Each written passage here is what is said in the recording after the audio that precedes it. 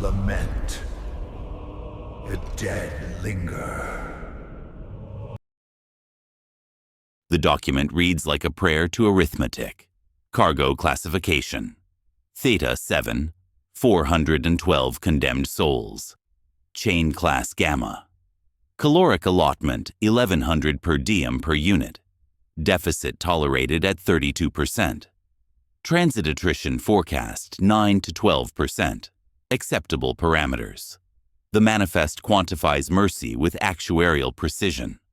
On the auspex, Vestamors secundus swells from pinprick to pallid sphere, ash gray, cratered, its surface the color of cooled slag beneath a sky that never sees stars. Inside the transport's belly, bodies sway with the ship's yaw, explosive collars blinking red-blue-red in synchronized rosary chains. Warning sirens hum liturgical patterns, 3 notes ascending, 1 descending.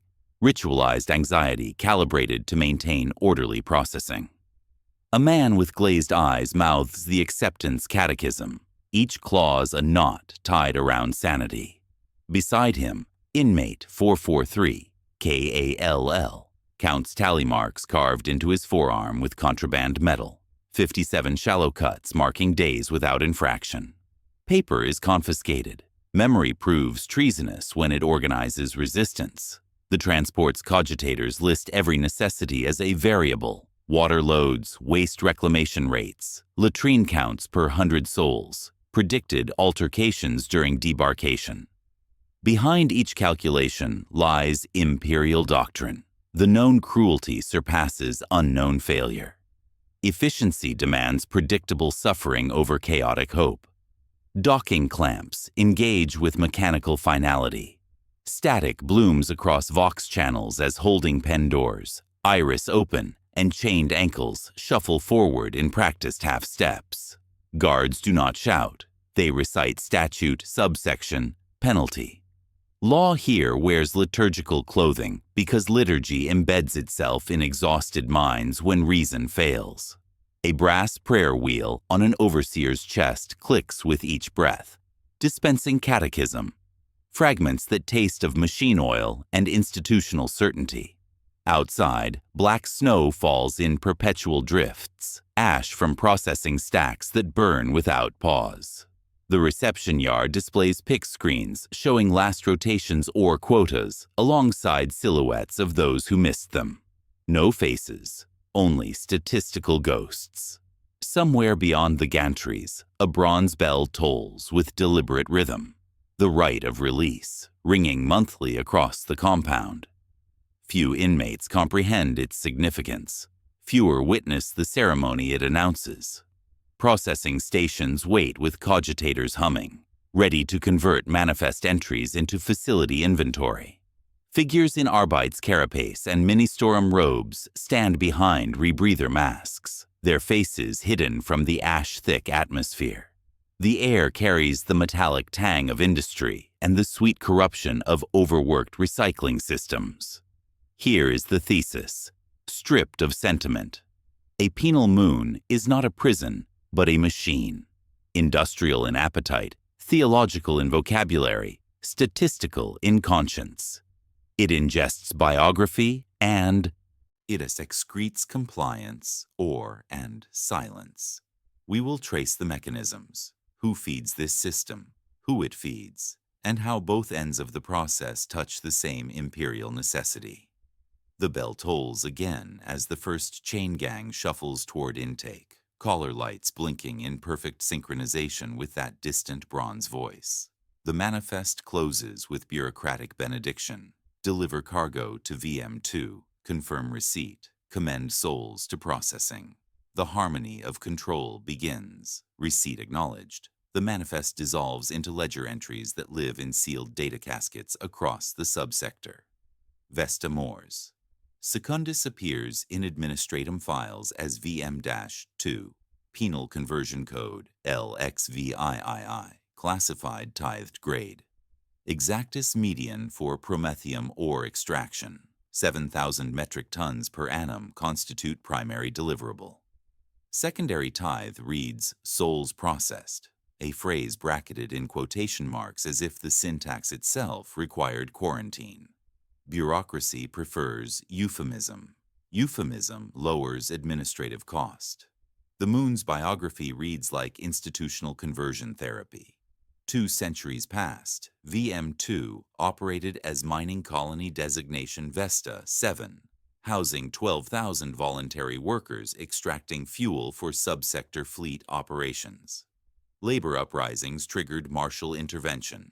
3 dead clerks, 17 sabotaged extractors, ration riots that lasted 6 rotations.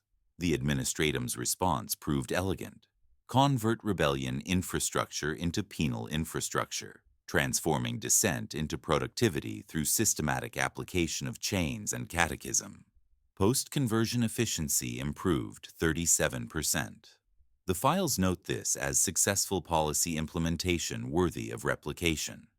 Orbital mechanics enforce natural liturgy. Every 41 standard days, Auric conjunction drags VM2 through electromagnetic storm fronts that paint the sky in electric veins. Vox relays stutter.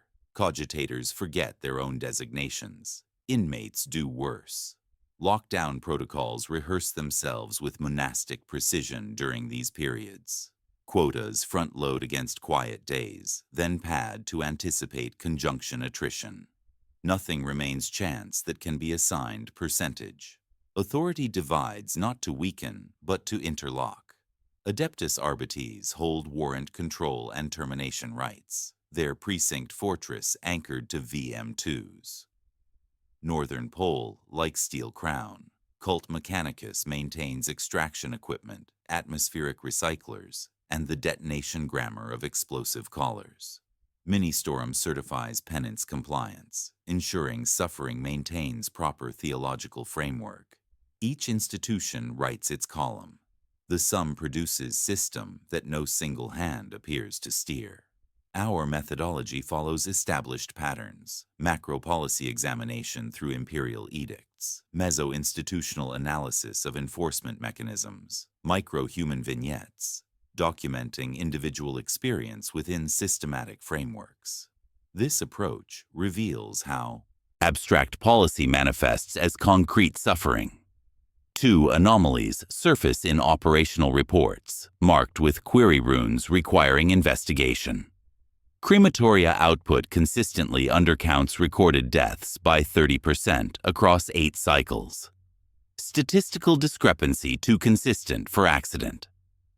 Sealed shaft networks labeled Sub-Level 19 bear biohazard quarantine sigils typically reserved for Xenos contamination, yet appear in regular resource requisitions. Neither anomaly exists in official facility schematics. A supply lighter descends through ash-laden atmosphere. Cargo manifest pairing shock malls with catechism. Scrolls in equal ceremonial precision. Mechanicus loading crews chant binary hymns while offloading equipment blessed for institutional service.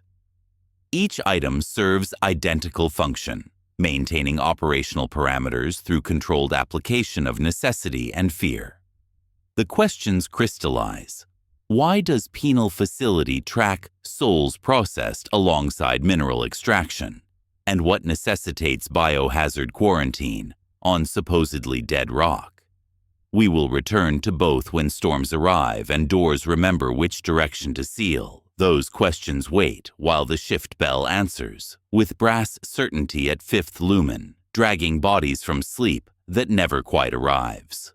Water rations dispense at 0.7 liters per unit, brined with blood salt to prevent collapse during extraction quotas.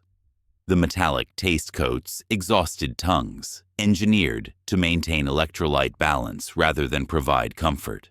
Breakfast slurry arrives in gray blocks, corpse starch substitutes thickened with root powder, a detail that will gain horrific significance as our examination deepens. Chains bind gang workers, so no individual can steal pace from the collective. Chain Class Gamma links 30 bodies to shared rhythm, shared exhaustion, shared consequence. The mathematics prove elegant. If one falters, 30 learn. Overseers do not shout orders. They tap shock mauls against rail supports, establishing work cadence through percussion that becomes walking, becomes digging, becomes prayer through repetition. Inmate 443.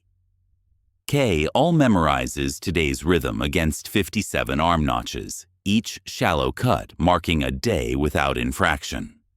Somewhere in the scriptorium, clerks add his number to redemption ledgers no living inmate has read. He believes in the arithmetic conditionally, the way a drowning man believes in driftwood. Stim resin smeared across his gums dulls hunger and pain with chemical precision, narrowing his world to manageable dimensions. The mines stretch deeper than geological surveys recommend. Seams exhausted decades past still receive excavation orders from overseers who consult quotas rather than ore quality. A mechanicus drillist meets the gangs at shaft entrances, blessing cutting bits with devotional oils while reciting torque prayers. Sacred lubricants and theological necessity serve identical function, maintaining equipment performance under impossible conditions. The material process reveals brutal clarity. Ore rises through conveyor systems while bodies descend through exhaustion toward statistical inevitability. But anomalies surface in daily assignments. Certain gangs receive orders to excavate areas marked with chalk sigils that don't match standard mining codes, angular marks resembling quarantine warnings rather than directional indicators.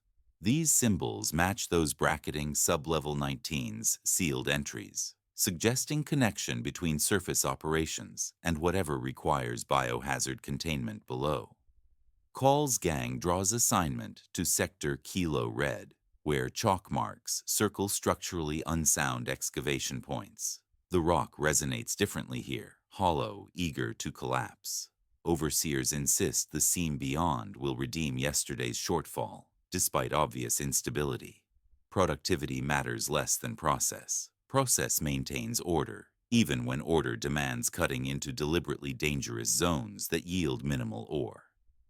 Evening shift change occurs without ceremony.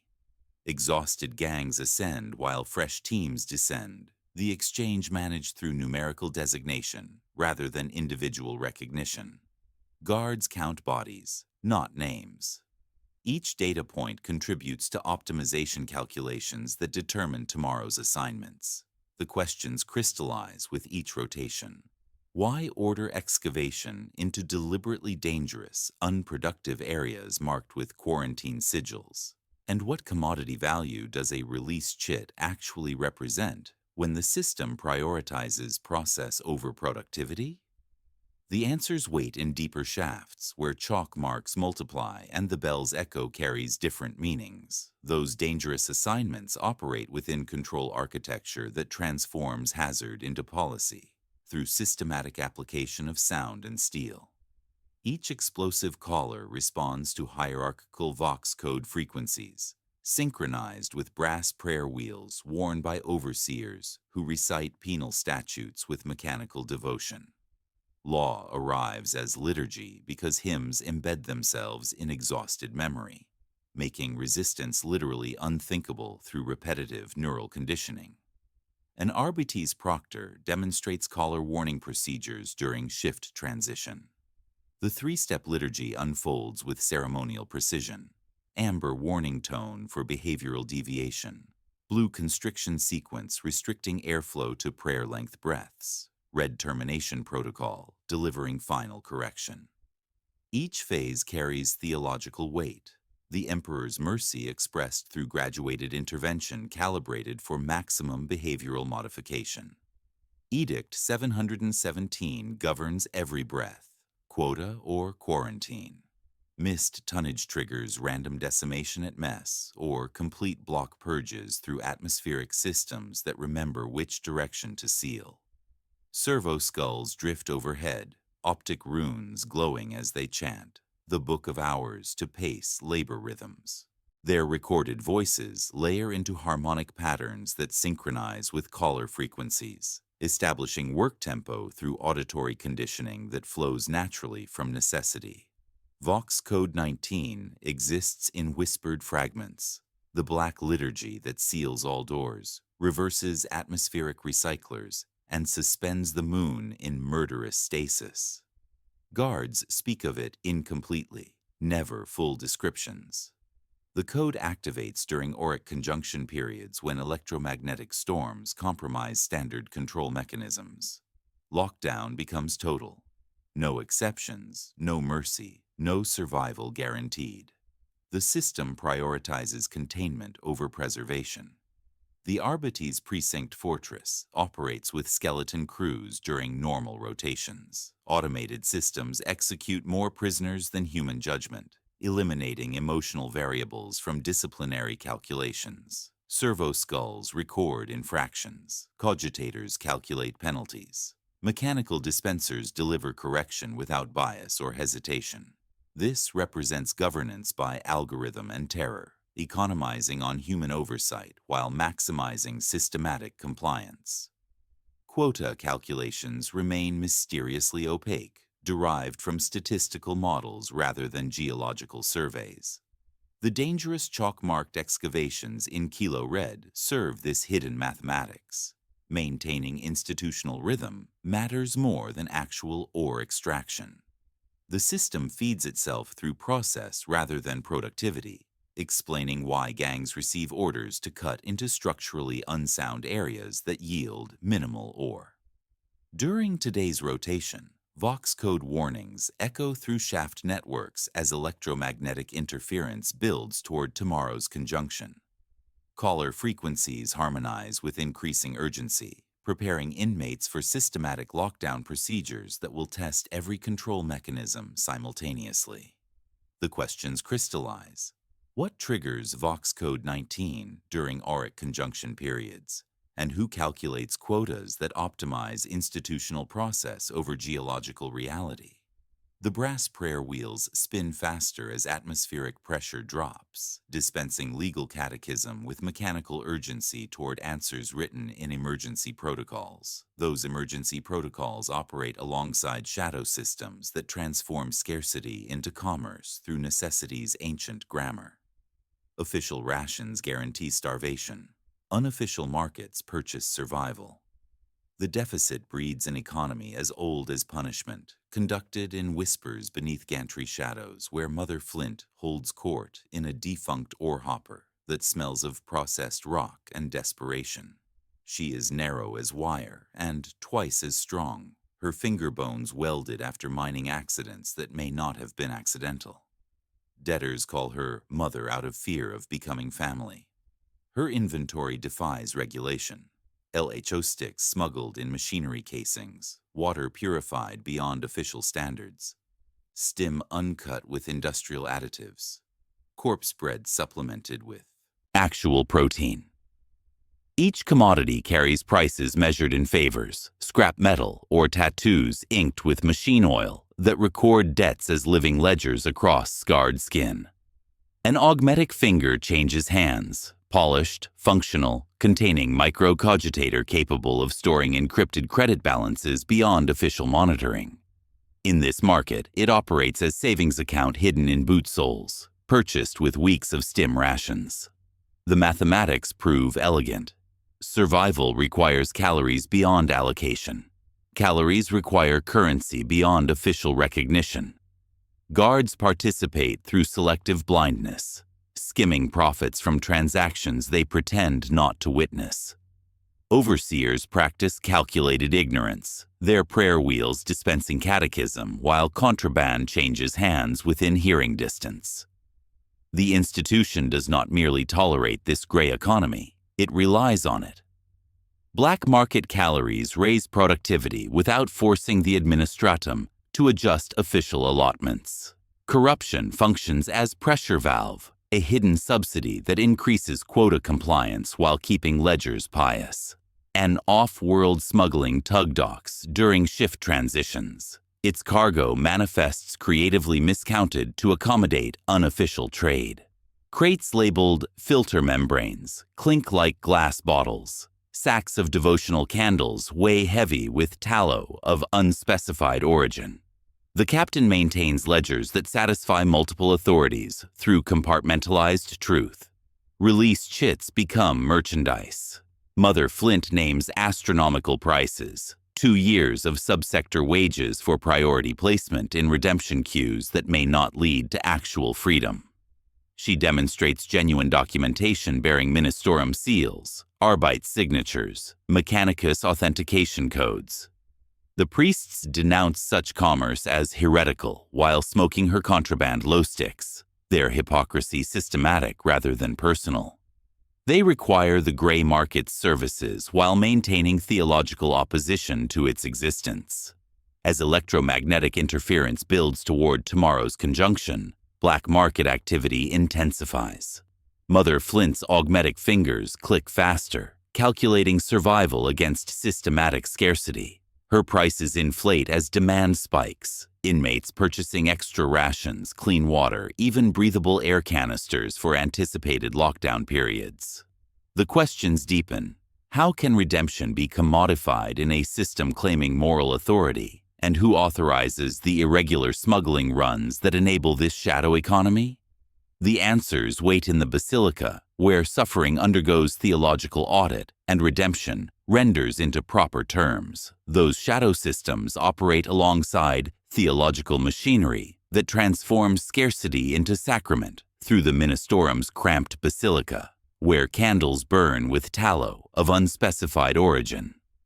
The flames cast shadows that dance to work rhythms rather than prayer, their smoke carrying the faint sweetness of boiled protein and machine oil. A confessor raises a reliquary tooth and begins the rite of absolution by labor, his voice riding the bell's slow pulse. Synchronize suffering to extraction quotas, and the emperor tallies sins downward through statistical grace. Each blow of pickaxe becomes penance. Each ton of ore erases transgression through mechanical theology that transforms pain into accounting entries. Inmates repeat the liturgy with rasping lungs, their breathing trained to 4 counts in, 2 held, 4 out. Preparation for moments when atmospheric systems reverse and air itself becomes discipline. Guilt becomes kinetic energy channeled into productivity, spiritual currency exchangeable for theoretical salvation that never quite arrives. Redemptionist zealots patrol gantries with flame and hymn, their fanaticism operating as subcontracted terror that maintains order without exhausting official resources. They denounce Mother Flint's gray market as heretical while warming their hands over contraband glow sticks behind the sacristy. Hypocrisy here is structural rather than personal. The creed oils institutional machinery because nothing runs on steel alone. The monthly procession of empty chains provides ceremonial centerpiece to this theological apparatus. Priests parade iron manacles without prisoners, chanting names no one recognizes while honoring the allegedly redeemed through absence rather than presence. The procession follows established routes toward loading docks, where gates iris open onto shadow. No interviewed inmate can name a successfully redeemed citizen, yet the ceremony proceeds with liturgical precision. Brass chimes, incense from burning work permits, hymns echoing through corridors that lead elsewhere. Behind the nave, scriptorium logisters maintain dual ledgers after each bell ceremony, using identical quills for both columns, or tonnage and souls processed. The bookkeeping methodology reveals institutional logic. Human resources and mineral resources receive equivalent accounting treatment as tithal imperial commodities, subject to identical optimization protocols. A servo skull stamps purity seals with hot wax that smells like the candles up front, completing the administrative sacrament. The creed functions perfectly through systematic inversion. Faith operates as industrial lubricant, reducing friction between human resistance and institutional necessity. The emperor's mercy manifests through graduated suffering rather than actual relief, making resistance literally heretical within established theological frameworks. Between inmates, whispered catechism develops. Is release upward or downward? The question carries weight beyond theology, suggesting practical understanding that official redemption involves directions other than freedom. Veterans recognize patterns, empty chain. Timing corresponds with cargo shipments, not spiritual achievement. As electromagnetic interference builds toward tomorrow's conjunction, the basilica's activity intensifies. The questions crystallize with liturgical certainty. Where do the redeemed travel when empty chains march past? And why do mineral and human processing share identical bookkeeping methods? The answers wait in storm-sealed corridors where doors remember their true purpose. Those answers arrive with electromagnetic violence as Auric conjunction drags VM2 through storm fronts that paint the horizon in crawling lightning. Coronal discharge bleeds across the ash-gray sky while pebble storms slash exposed skin with fragments of processed rock. The atmospheric pressure drops until breathing requires conscious effort, transforming air itself into rationed commodity measured by the second. The precinct fortress declares Vox Code 19 with mechanical certainty. Blast doors seal like closing mouths throughout the facility, while atmospheric recyclers reverse their function, transforming life support into systematic purging apparatus. Warning klaxons layer into harmonic patterns that synchronize with explosive caller frequencies, establishing lockdown rhythm through coordinated acoustic terror. Emergency lighting shifts to execution red, transforming familiar corridors into arterial networks pulsing with institutional necessity. Explosive callers achieve perfect harmonic convergence, their synchronized screaming creating acoustic pressure that drives inmates to involuntary genuflection. Shaft Kylo Red becomes a cascade of human momentum as panic triggers stampedes toward exits that sealed minutes earlier. Bodies accumulate against blast doors that respond only to electromagnetic keys, carried by guards who evacuated to hardened positions, according to predetermined protocols. Overseers maintain order through percussion, rhythming shock mauls to hymnal beats that transform chaos into choreographed terror. A confessor raises his reliquary tooth and chants loud enough to provide metronome timing to mass panic, his voice carrying liturgical authority over caller harmonics and structural groaning. The system requires witnesses to its own efficiency, even mechanical ones. Servo skulls pivot to capture optimal angles of systematic collapse. Power fluctuates as electromagnetic interference overwhelms distribution networks according to calculated parameters. Security gates malfunction in predetermined sequences, opening passages that should remain sealed while sealing others designated for emergency egress. Sublevel 19's quarantine barriers briefly cycle open, releasing scents of boiled metal, medical vinegar, and something sweetly organic that transforms breathing into inadvisable activity. Desperate inmates tumble through malfunctioning gates into spaces absent from official schematics. The corridors beyond feature industrial lighting and mechanical rhythms of processing equipment operating without pause during lockdown. Steam rises from floor grates while servo skulls drift through vapor, their optic runes recording everything for subsequent administrative audit. On the surface, Mother Flint's barter court explodes into knife markets as inmates attempt to purchase breathable air from emergency reserves. Her augmetic fingers calculate survival against systematic scarcity, while prices inflate beyond mathematical possibility. Contraband oxygen canisters change hands for promises that cannot be kept, debts that will never be collected, favors that exist only in desperate imagination. The lockdown persists 12 hours, while electromagnetic storms strip VM2's atmosphere and rebuild it according to industrial necessity. Inmate 443. K all claws for purchase against stone walls, his 57 arm notches meaningless against atmospheric mathematics that recognize only statistical compliance. The chalk sigils in Kilo Red reveal their purpose as structural collapse zones activate, generating casualties ahead of quota requirements.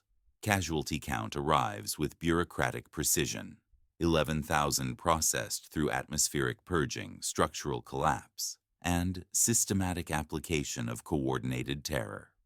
Crematoria stacks glow with increased throughput, consuming the night with industrial appetite, but their smoke volume cannot account for reported mortality, according to established processing capacity calculations. When blast doors iris open in reverse sequence, ledger clerks mark quota exceeded, without irony or explanation. The mathematics prove elegant. Conjunction casualties eliminate caloric burden while maintaining production schedules through systematic terror that prevents future resistance. Scriptorium logisters prepare dual entries using identical quills for ore tonnage and souls processed, their bookkeeping methodology revealing institutional logic. A servitor emerges from newly unsealed corridors, wet cables trailing from cranial ports, carrying canvas bags stamped with ecclesiarchal seals toward loading docks, where empty chains will march according to schedule.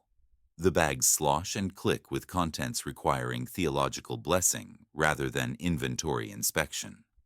The questions crystallize with electromagnetic clarity. Why do death tolls exceed cremation capacity? And what is sublevel 19 that requires servitors bearing sacred markings to emerge with sealed cargo after systematic purging? Those servitors descend through unsealed passages toward answers written in biological currency, their wet cables trailing nutrients from systematic conversion processes that transform sublevel 19 from mining infrastructure into optimization apparatus. The corridors feature industrial lighting and mechanical rhythms of processing equipment that operated without pause during lockdown, revealing spaces absent from official schematics but present in resource allocation ledgers. Sublevel 19 operates as an optimization bay, marked in High Gothic as BIOYIELD. 19. Access by warrant and right. The air carries metallic tang of boiled metal, medical vinegar, and organic compounds that transform breathing into inadvisable activity. Here, corpses and near-corpses undergo methodical rendering through stations blessed by mechanicus rites that sanctify cranial saws and bone grinders with devotional oils, while tech adepts recite flesh weakness litanies.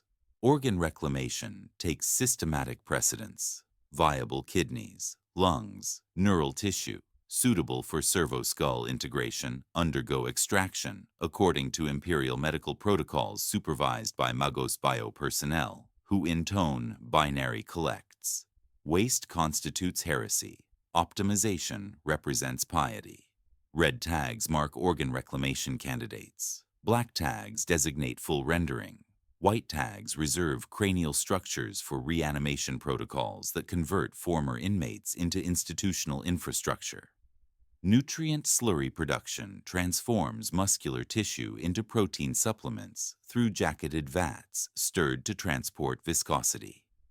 The processed substrate returns to surface mess halls as corpse starch substitutes, closing nutritional loops through systematic recycling that eliminates caloric waste while maintaining theological compliance. Average adult yields 11.3 kilograms of nutrient substrate according to conversion charts maintained by Scriptorium logisters. Tallow extraction renders adipose tissue into illumination through processes that produce 4.7 kilograms per processing unit. An ecclesiarch blesses drums of processed fat, sanctifying light derived from inmates who earned grace through labor according to theological mathematics.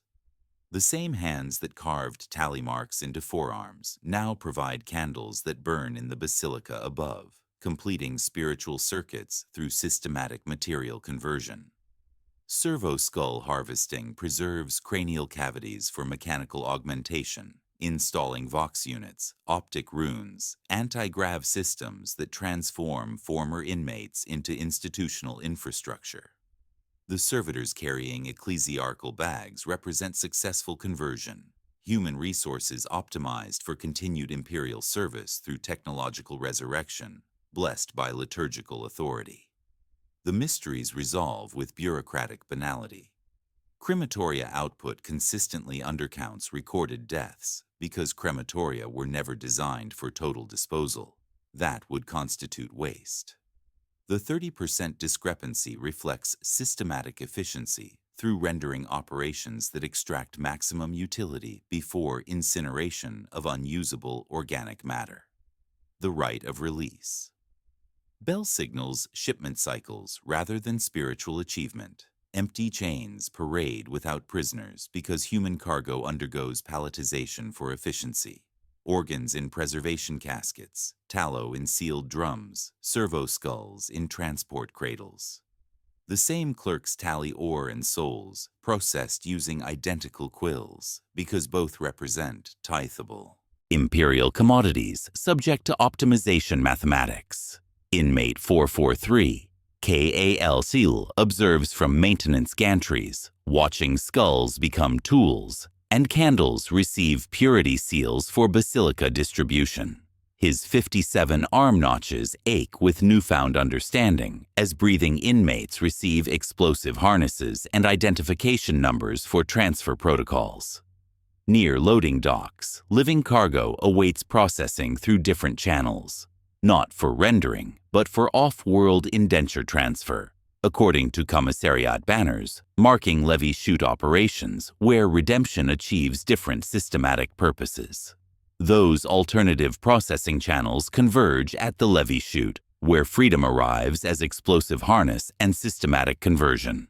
A recruitment barge docks with grinding finality, its scarred hull bearing commissariat banners and cargo manifests that list breathing inventory alongside equipment allocations. The ramp lowers to disgorge enforcers carrying data slates rather than whips, their authority rooted in statistical necessity rather than personal cruelty. Inmates undergo release to the 23rd subsector penal levy through intake processing that follows established protocols. Clothing stripped, heads shaved, identification brands burned into shoulder flesh, while a ministorum preacher intones that battlefield service represents the Emperor's mercy. A commissariat logister signs, "Redemption achieved without irony," his quill moving with practiced efficiency across forms that convert imprisonment into military service through administrative alchemy. Explosive harnesses receive fitting with ceremonial precision. Tech adepts bless detonation systems with machine spirit litanies while cinching devices across sternum and routing cables down vertebrae. Each harness calibrates to tactical requirements, anti-personnel charges for reconnaissance roles, anti-tank ordnance for assault formations. Purity seals authenticate the conversion process while activation codes remain known only to commissariat handlers who control detonation through Vox Command Authority. Inmate 443, KAL Sil, reappears among levy candidates, his 57 arm notches now revealed as naive calendar keeping rather than meaningful progress toward freedom. The release chit purchased from Mother Flint's gray market merely prioritized his selection for Penal Legion service, accelerating his trajectory from VM2's systematic scarcity into the Guard's systematic attrition. His purchased priority became expedited conversion into mobile ordnance blessed by Imperial authority. Training compresses into essential commands: advance on tone, halt on catechism verse, detonate on signal. Malnourished bodies receive stim injections to maintain operational mobility, while drill instructors demonstrate proper frontal assault methodology. Commissariat survival projections remain unrecorded as problematic. Penal legions exist for expenditure rather than preservation. Their tactical doctrine prioritizing enemy attrition through systematic application of expendable human resources. For VM2's administration, this represents resource management approaching theoretical perfection. Ledger debts clear through explosive harness allocation. Caloric burdens eliminate through off-world transfer. Quotas satisfy through conversion of human inventory into Imperial utility. Those physically unsuitable for combat undergo rendering through Sublevel 19's optimization apparatus, ensuring no waste streams exist within systematic processing. Mother Flint's black market function clarifies with institutional precision. Smugglers operate as recruitment facilitators, paid per processed body through covert contracts that maintain gray economy infrastructure while serving military requirements. Her augmetic fingers calculated survival against scarcity, but survival itself constituted commodity for sale to battlefield necessity rather than genuine liberation. The recruitment barge's manifest itemizes breathing cargo alongside equipment: 3,000 explosive harnesses, 3,000 identification brands, 3,000 STIM protocols. Each entry represents successful conversion from penal population to military resource through administrative processes that transform imprisonment into tactical deployment without sentiment or waste. Call boards transport compartments while servo skulls record compliance statistics. His 7-kilogram harness calibrates for anti-personnel yield, sufficient to eliminate squad strength formations. The device represents redemption through systematic conversion into mobile ordnance, completing the resource optimization cycle that began with his transport manifest entry. The questions crystallize. If all exits consume human resources through rendering or explosive deployment, what resistance forms can exist within such systematically closed architecture? And with sub-level 19s, breach-spreading contaminations beyond containment, what pathological responses now multiply through facility infrastructure? Those pathological responses multiply through facility infrastructure, as systematic stress generates resistance patterns that institutional design cannot fully contain. Post-lockdown whispers carry contagion more dangerous than atmospheric purging, knowledge that exits consume rather than liberate, that redemption represents conversion rather than freedom. Bioeffluent leaks into sump lines while sterilants bleed into potable water loops, transforming basic survival into inadvisable activity. Lay psychers report headache waves coinciding with sub-level 19 proximity, their untrained minds detecting psychic resonance from industrial-scale death processing. The screaming of rendered souls embeds itself in facility architecture, creating emotional contamination that spreads through ventilation systems and structural resonance. Dreams become shared experiences featuring mechanical liturgies and the taste of boiled metal that no waking hour can cleanse. Micro-mutinies emerge through coordinated sabotage rather than dramatic uprising. Chain gangs jam lock mechanisms with bone fragments, sabotage conveyor systems through calculated equipment failure, attempt to starve the machine through productivity, reduction coordinated during prayer bell pauses. Ventilation cycles receive manual interference, trapping ash in overseer barracks while work shafts breathe marginally cleaner air. These actions represent frantic calculation rather than heroism, desperate mathematics applied to systematic oppression without realistic hope of success. Redemptionist factions immolate rivals in doctrinal purification ceremonies that function as crowd control disguised as theological dispute. Flame-wreathed zealots denounce gray market participation as heretical, while simultaneously requiring its services, their contradictions generating violence that eliminates witnesses to institutional hypocrisy. The system tolerates internal conflict as subcontracted terror that reduces inmate numbers without expending official resources. Arbites deploy excruciators for public flayings, their sonic whips cracking against screams while demonstrating the futility of individual defiance. Each displayed corpse carries parchment listing infractions that include possession of unauthorized tally marks, self-harm reclassified as contraband possession, worthy of summary execution. The institutional response predictably tightens rather than addressing systemic causes generating resistance. Chaos cult pamphlets appear on stolen script, their promises reading like fever dreams, transcribed by exhausted minds seeking alternatives to imperial consumption. Crude sigils promise sovereignty of flesh, liberation through corruption, freedom through systematic inversion of institutional authority.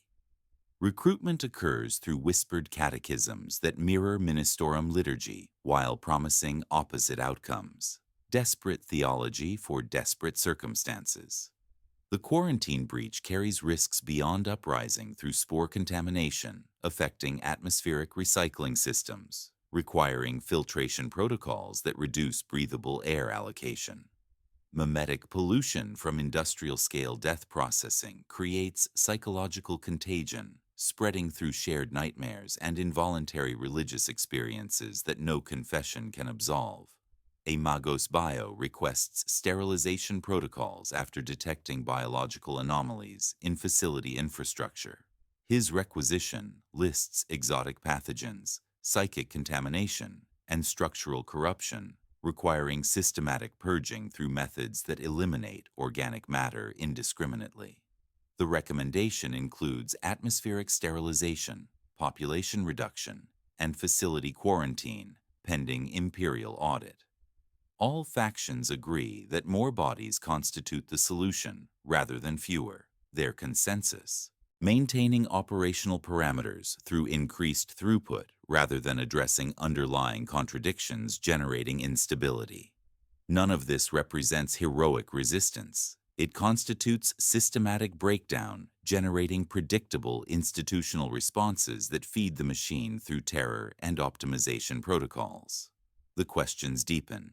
When administratum auditors notice statistical anomalies beyond planned discrepancies, will they implement reform or rationalize existing systems through expanded efficiency? And what happens to a penal moon under formal imperial review? Those statistical anomalies trigger imperial oversight as a Logister Collegia audit team arrives bearing clipboards, mechadendrites, and oath seals that smell of hot wax and administrative certainty. They deploy with bureaucratic precision, their data slates synchronized to facility cogitators, while servo skulls record compliance metrics according to established frameworks.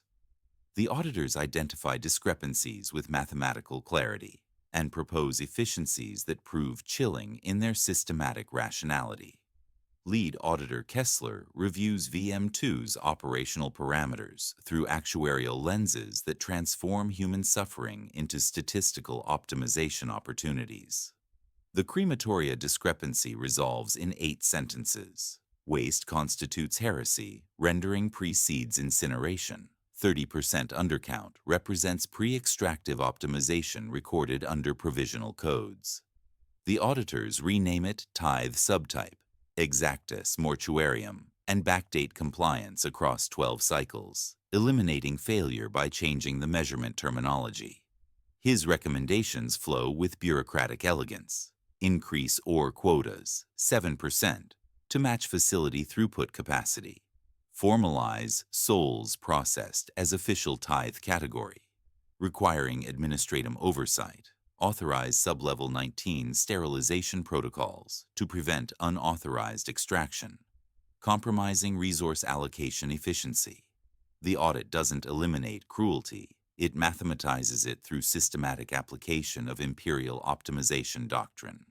The gray market receives institutional blessing through covert letter of marque, authorizing Mother Flint's operations as auxiliary provisioning under commissaria supervision. Her augmetic fingers now serve official functions, calculating prices according to imperial guidelines that transform corruption into regulated commerce. Contraband becomes controlled substance. Illegal becomes irregular through administrative alchemy that converts criminal enterprise into entrepreneurial necessity. Ministorum Concordis expand processions of empty chains while authorizing increased candle production through formalized tallow rendering quotas.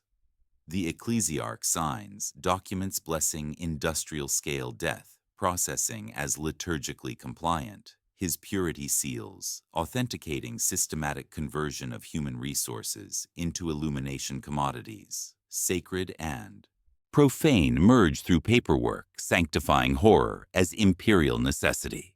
Arbites receive authorization for summary execution of inmates bearing multiple, unauthorized tally marks, reclassifying self-harm as contraband possession worthy of immediate termination. Explosive caller activation protocols expand to include statistical infractions calculated through behavioral algorithms rather than witnessed violations. The law becomes predictive, eliminating resistance before coordination through mathematical certainty. The final revelation proves most chilling. VM2's operational model derives from post-war policy recommendations tested across subsector facilities.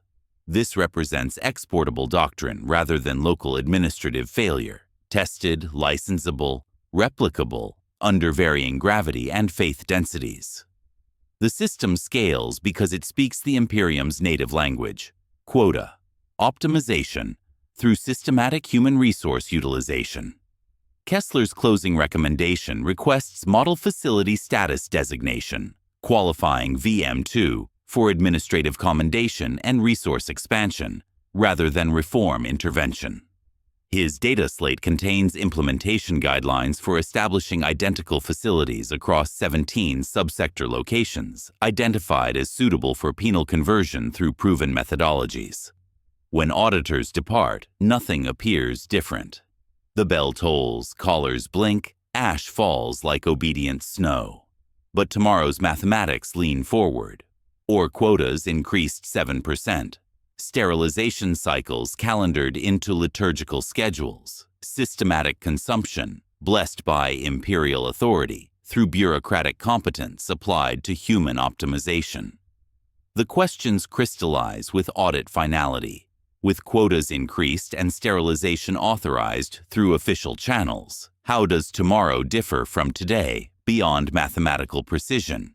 And what survival creeds remain honest under systematized rules, eliminating hope through optimization rather than dramatic cruelty? Those systematized rules achieve synthesis through consequences that transform horror into mathematics, revealing VM2 as a machine that consumes biography and excretes compliance.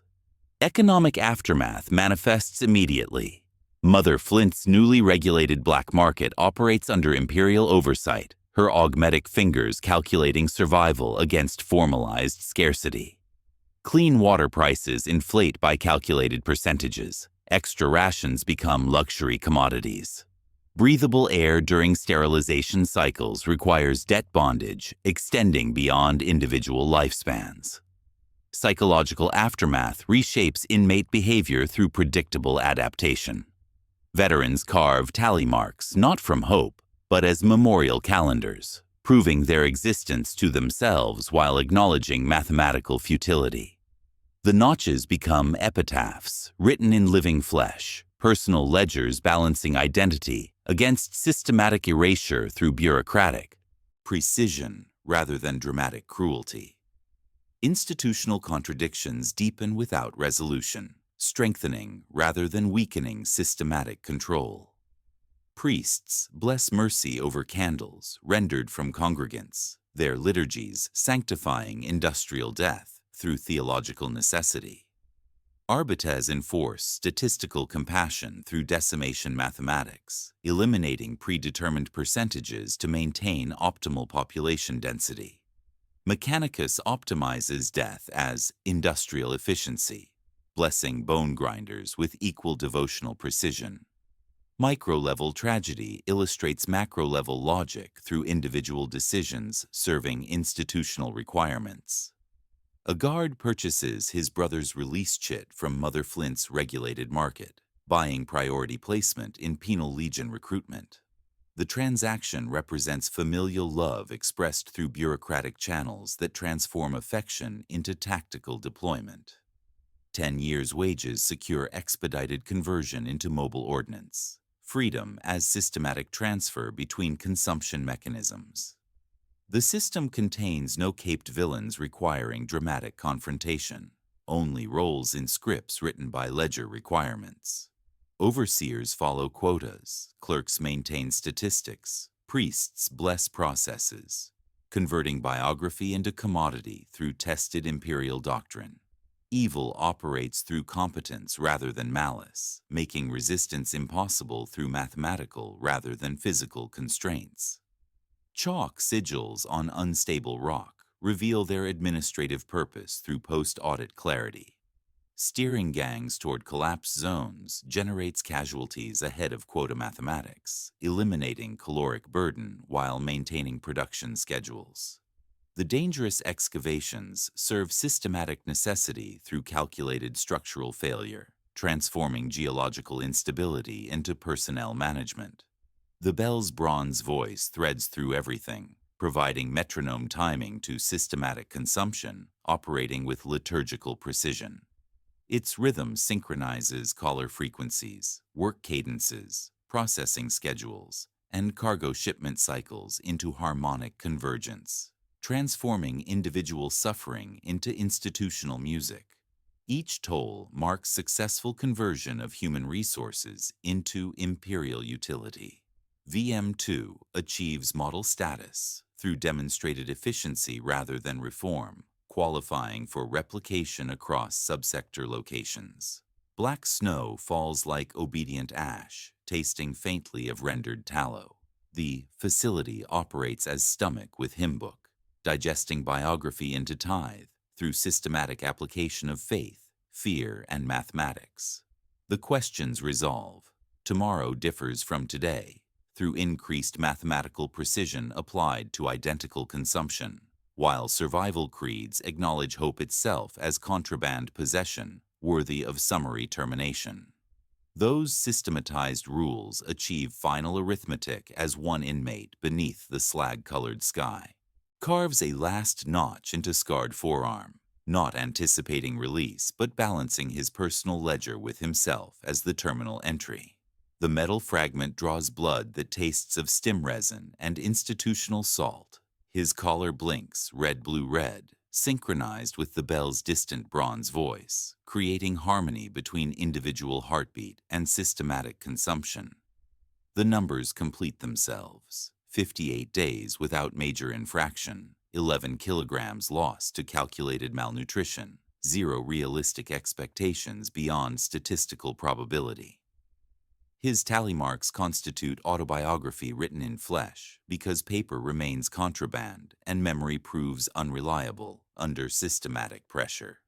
Each cut represents a day the machine failed to erase him completely. Small victories measured against mathematical inevitability. A servo skull observes from overhead, optic runes recording compliance metrics while whirring softly through atmospheric processors.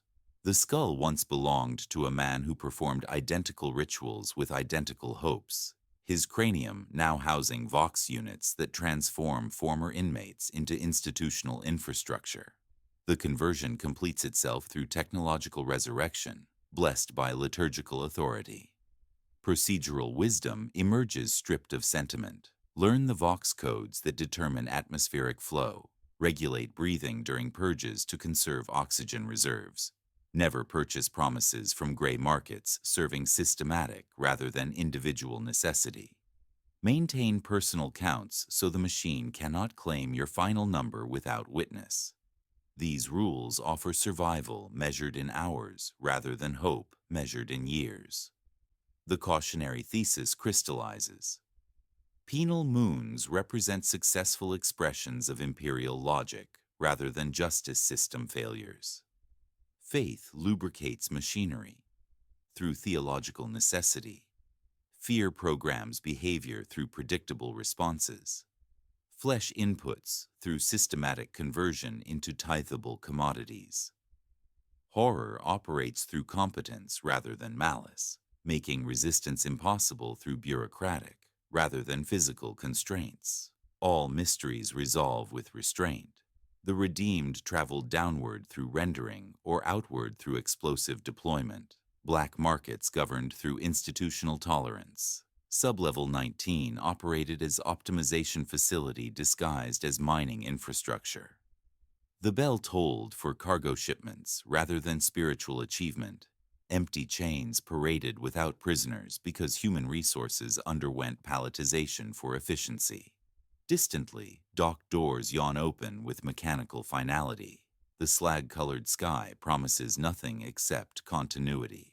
Tomorrow's mathematics lean forward with 7% increased efficiency, blessing systematic consumption through bureaucratic precision applied to human optimization. His collar's light holds steady, synchronized with the bell's rhythm for one perfect moment. The harmony represents completion, individual biography balanced against institutional necessity through personal arithmetic that acknowledges mathematical futility without surrendering to despair. The last tally completes itself,